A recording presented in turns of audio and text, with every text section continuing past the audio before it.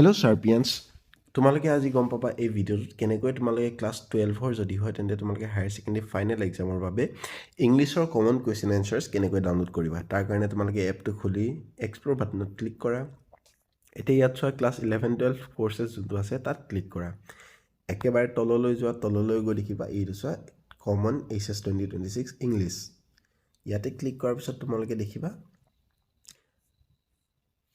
Checkout আহিছে, দেখিছা? চেকআউটত click কৰা।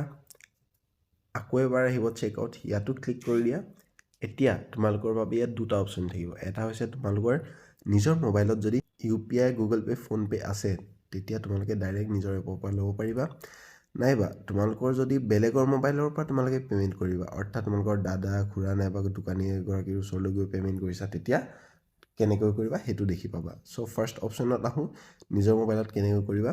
তাৰ কাৰণে এই যে দেখিছা মোৰ অপশ্যন, তাত ক্লিক কৰাৰ লগে লগে দেখিবা তোমালোকৰ এই ছেকশ্যনটোত UPIত অলৰেডি সেই এপকেইটা ওলাই যাব। যোনকেইটা এপত তোমালোকৰ যদি গুগল পে', ফোনপে' আছে ইয়াতে ওলাই যাব। তাত ক্লিক কৰি দিয়াৰ লগে লগে তোমালোকে এপলৈ লৈ যাব, গুগল পে', ফোনপে'লৈ লৈ যাব। তাত পে'মেণ্টটো কমপ্লিট হোৱাৰ লগে লগে ইয়াত কমপ্লিট হৈ যাব।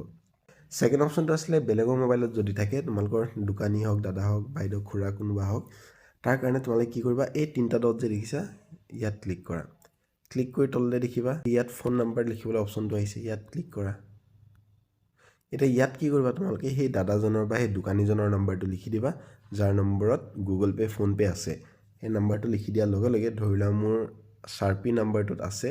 চাৰ্পি নাম্বাৰটোত যদি আছে তেতিয়া মই এইটো লিখি পিনি কণ্টিনিউত ক্লিক কৰি দিম। কিন্তু এতিয়া যিহেতু চাৰ্পি নাম্বাৰত গুগল পে', ফোনপে' নাই, তাৰ কাৰণে ইয়াত আহিছে ইনভেলিড UPI ID। তোমাৰ মোবাইল যদি সেই নাম্বাৰটোত থাকে তেতিয়া কি হ'ব, কমপ্লিট দেখাব আৰু সেই নাম্বাৰটোলৈ এটা ৰিকুৱেষ্ট যাব।